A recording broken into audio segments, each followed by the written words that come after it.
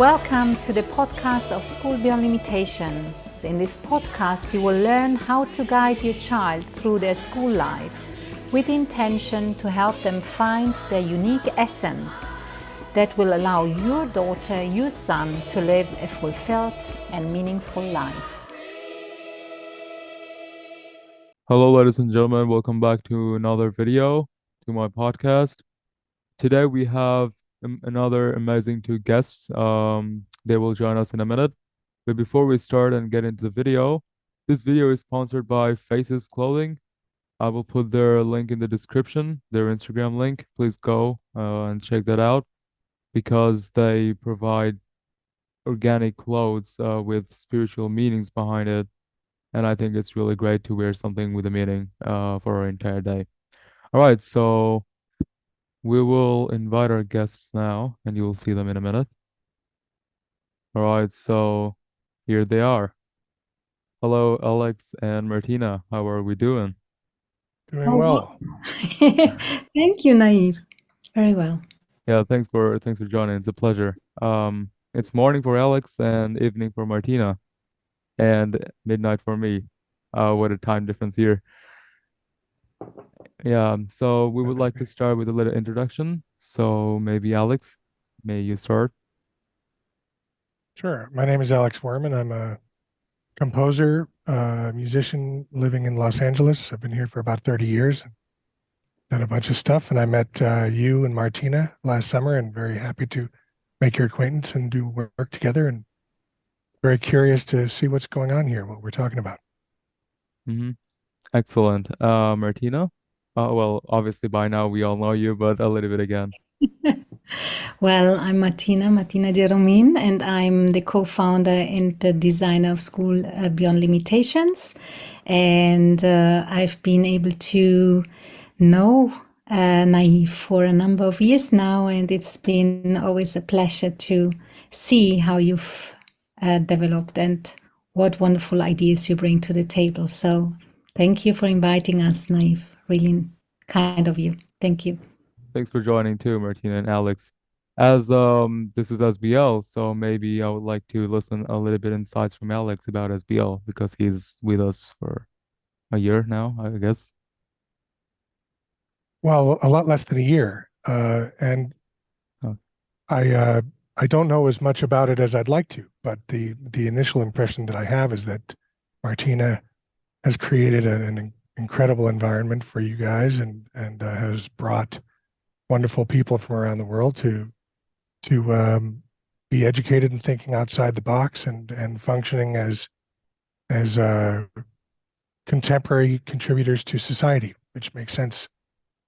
I think there's been a long period of learning that has not embraced the ideas of our up and coming citizens, that these ideas are more developed than we've known. And so I'm thinking that the methodology is very good. So that's what I think about SBL. Do you think it can be the future of education? Sure. I mean, there's many possibilities of what the futures can be, and they can all exist at the same time.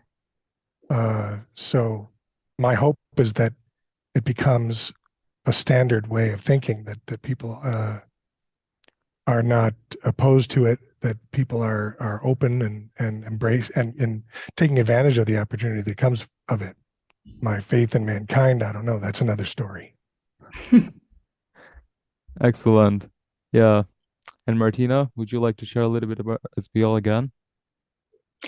Well, SBL is basically what I firmly believe in. It's about, I believe that each human being really brings something special into the world, and that we need to create a space and need to allow young people in the first place to believe in themselves so that they can bring their mission to the table. And if we support young people in their pursuits of life, whatever challenges are out there, and we show them that we care about them, and we show them that actually, even if the universe seems sometimes to not conspire for us, that if we hold together and if we believe in the young generation, that we can indeed make a big difference. As you actually mentioned, I think this morning, Nayeef, you put a quote into the chat again, and you are always so, that's always so inspiring when you just read, go forward, even if the universe may not be at your side in the moment, if you think it's not at your side and it's difficult, especially then, go forward and be yourself and believe and do something. Yeah, and this is why School Beyond Limitations is there, and we will support our students in everything they want to achieve, everything. That's School Beyond Limitations. It's the spirit of believing in the pureness of the human being, because the pureness is actually appreciation and love. The pureness is, I want to do something, I want to serve, I want to bring light into this world for myself and for all the others as well. Yeah, exactly. Fantastic. And yeah, it did also really open opportunities for many youths, including my friends and myself. So I would really want this SBL to continue for decades and centuries. Um, I heard the word belief a lot while you were speaking, which brings us to our one of the main theme today, which is why do we believe, and is it important to believe in something, and why is it important so? So may anyone would like to start? Well, I'm happy to start Sure. if that's okay. Well, I think it's all about if I don't want to even call it necessarily believe. I want to call it, faith. Faith in the sense of I even go beyond faith. I know that there's something, there's a power within ourselves. So I believe in the power, and there is so much evidence. When I just remember what Alex used to do when we were in the Dolomites with our students, what he was able, together with a team, of course, everyone in the team was, on the team was really important, but in such a short period of time, creating with more than 100 people, something that was outstanding in my view, bringing the anthem of School Beyond Limitations to the table, bringing even those people who were not there physically, like you, Nayeef, and that was of course a pity, but still, was clear to Alex from the very beginning, even if Nayeef is not there, he wants him to be there and play an important role in it. And this is belief. I believed from the very beginning that this would work. So I knew it, and then I just see it. So it's a kind of, for me, it's a kind of reflection of what reality can be if we just know that things can fall into place. And did we have difficulties? Yes, and many. And was it easy? No, it was not easy, but there was a person and other people also, but Alex with his passion for what he's doing, and his partner and, name them all, who were there and gave their additional part to it, that made it an incredible experience for everyone. So that's where faith comes into and belief comes into manifestation. So that's my way of seeing it. Fantastic. I had a couple thoughts, Nayeef, if you wouldn't mind me sharing. Sure. There's a saying in show business, the show must go on, right? And when you first posed this question about belief, the first thought that came to my head was, what is it like for an artist who is beginning on a project that they have in front of them? Because art is so subjective, it can be so vague. That belief is a very important part of it. And you don't necessarily believe yet, but you're already working on something, right? And when Martina started to talk about our wonderful experience in the Dolomites, that is another instance where belief plays a part. This is a little less subjective. We have a task at hand. We had the anthem and we needed to perform it, and there was a deadline. There was Thursday night, and everybody had to get on the same page. So that kind of belief is it's a little bit easier to follow. For me, the harder part is when you're, for instance, sitting in front of like a painter would sit in front of a blank canvas, and they have a vision in their minds about what they want to paint. But let's say, for instance, this painter has the subject, but not necessarily the scenario in their mind. And they must believe that it's worthwhile for them to be sitting there figuring this out. They don't know if the painting's going to be good. They don't, by their own standards, and or if it'll be received by other people. So choosing to sit there and create a painting requires a pretty heavy amount of belief in one's self, in one's self-worth. But without judging one's self-worth, you can make that choice to believe that doing this is necessary. So belief is for me, a huge topic that spans an incredible amount of depth in terms of, whether it's easy to identify what the belief is set forth for, or if it's difficult, if it's something tangible or if it's something intangible.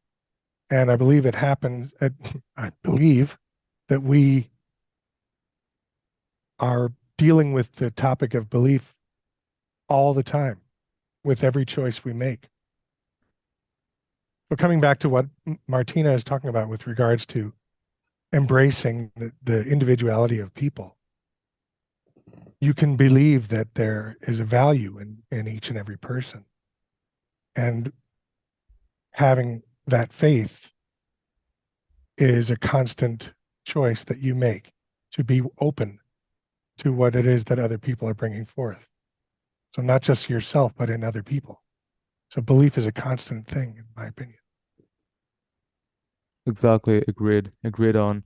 So listening to both of you, it does sound like that belief has a strong impact on us in terms of strength and in terms of self-belief in a way. And also it drives us to do something that we really want, right? Then if it does have such a big impact on us and humanity, why is believing into love neglected? Because if it's not neglected, then I think it's violated in some way, the belief in love. Because when we believe in something, we tend to defend it, we tend to stand for it, right? Because belief is such a strong thing. We believe in something and we like to stand for it and defend our beliefs. And certainly we are not defending love and we are not standing for love anymore as in whole humanity or human race. So what's your take on that? I'm not sure whether I would agree with you. I mean, there's certainly many problems in the world that that we see every day. But I don't think that we can say that love is not there, because even in those moments where you see, let's name the earthquake that happened in Turkey and Syria right now, when you then see how much people, of course, I don't want to get into details about that, but your question was about love. And if you see how much people want to do to help there, and that's the element of love. So I believe if we all but actually allow the love to and stand with the conviction that love is there, that this will create an energy that may also take people with us who may not believe in it, in the long run, maybe not immediately, but in the long run, it will reach them, and at the end of the day, it's everybody's choice also. We are free people. and we can choose to either see that love is actually there. I don't have to defend love. I'm sorry. I Oh disagree no. with. I think we just need to see it and embrace it and allow it to happen, and allow ourselves also to be less judgmental, because sometimes we tend to lose it when we get into judging what we see in front of us. And if we just stay with the energy, for me, love is not a feeling. For me, love is a state of mind that is not always easy to hold on to, but mindfully we can again make conscious choices to see love, even if we sometimes think the love is not reaching a certain person. Maybe we are not even right, because we are too much caught by our expectation. It has to happen now. Maybe it happens at a later stage. So for me, love is there. Mm-hmm. Yeah. Love and faith are very much a similar thing. Love and faith are both a practice. I think Martina is quite practiced in love and faith. She's practiced in making that choice. Apart from our loving systems that we have in our mechanisms, we also have a fight or flight, self-protection. And as the population grows and opportunity becomes more difficult to attain for a lot of people, many people are feeling disheartened. I think the worst thing in the world is when you have someone who believes in love and has a lot of faith, who then becomes disheartened. That death of love is the most terrible thing. It's worse than someone who never had love. I mean, they say it's better to have loved and lost than to have never loved at all. That said, losing one's love is a terrifying thing. When it happens, it's terrible. So God forbid Martina ever becomes disheartened, or anybody like her. But it can be quite difficult for people that have not had the opportunity to. Myself, for instance, I didn't really grow up with the idea that love and faith were an option for me that could relieve me from a lot of the stress that I had. And I'm discovering it late in life. But it's a practice. It's the kind of thing that you have to, when you become disheartened by something, you have to make that conscious effort to choose it and to create it for you and for everybody around you, and to just have faith that it's going to catch on, and to remember that even if it only reaches a small perimeter around you, that's worthy of the effort. And it does have a way of growing. Yeah. Beyond your scope. And Alex, sorry, Nayeef, if I may just say something, because it really, this is the energy that actually drives us continuously also at School Beyond Limitations, because we just know, that this is important for our students to just see and perceive. And if it's not happening now, it may happen at a later stage, but at least it's an environment where they start or are exposed to such an opportunity at an early stage, so that they can see, okay, it's possible. Yeah, to practice, as you say, it's a practice.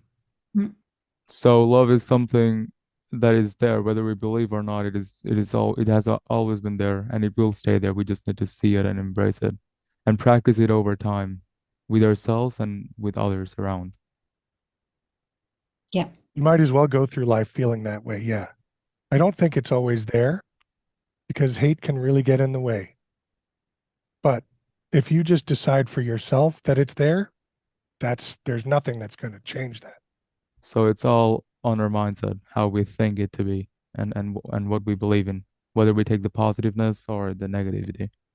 Yeah, it's a choice. It's a choice. And I would also say maybe we don't even have to say positive or negative, because maybe that's also coming from learning that we need to categorize, Mhm. because I remember is pain in the first place, is it really bad? Pain can also be a master for us or a teacher for us. So, and if I look at, I don't want to say that you love pain, but maybe if you know mm, kind of surrender the pain, Mhm. and the pain, and you do not judge it, and you do not escape it, and you Yeah, just embrace it in that specific embrace it. moment. Yeah. And acknowledge it. It's also there. It's Mhm. not only about positive thinking, don't, because I think that may really distort reality at times, and then Yeah. you may really get disheartened, as you said, Alex. But at the end of the day, the pain shows up, and then we can allow it to be there, and then we go through it, and then at the other side of the pain, there is again love is always there, even in the pain. Mhm. So it's a constant life journey experience that we need to go through every single moment. Yeah, and It's a that's practice. basically how we grow. Hmm. Mhm. Yeah, so recently the Valentine's Day went, and I just thought maybe it'd be great to ask something about love to everyone. So just to end our show real quick from both of you, maybe you'd like to say something about love in on any aspects again, a little bit. Sure. Well, I'll say something. It feels good. It's nice to be in a state where it comes easily, where you've begun the practice of being loving, of feeling love, expressing love, receiving love, to the point where you forget that you have to think about it. And it can be surprising and overwhelming in the smallest moments, the most subtle moments, the gestures and the appreciation of the kindness and little things, little joys. It's a fun thing. It's a good feeling. Yeah. Yeah. Well, as I said before, I think for me, love is not just a feeling. It's a state of being, and love. I can love to talking to you. I can love Mhm. my cat. I can love my job. I can love my students. I can love my husband. I can love my son. Yeah, I love nature. It's an all embracing. It's probably maybe um, an appreciation, if a state of yeah, state of mind that is focused on the appreciation of what is there in the moment and beyond. Hmm. Yeah. Well, fantastic. We just came to an end for our show. Thank you very much for joining, and may love stay with us forever, as it is staying, and we maybe embrace it every time. Thank you, Alex, for joining us. Thank you, Martina. Um, Thanks for having me. yeah, thank you very much for Thank, your time. thank you, Naeef, for having Yeah, us. Thank you. sure. Um, all right.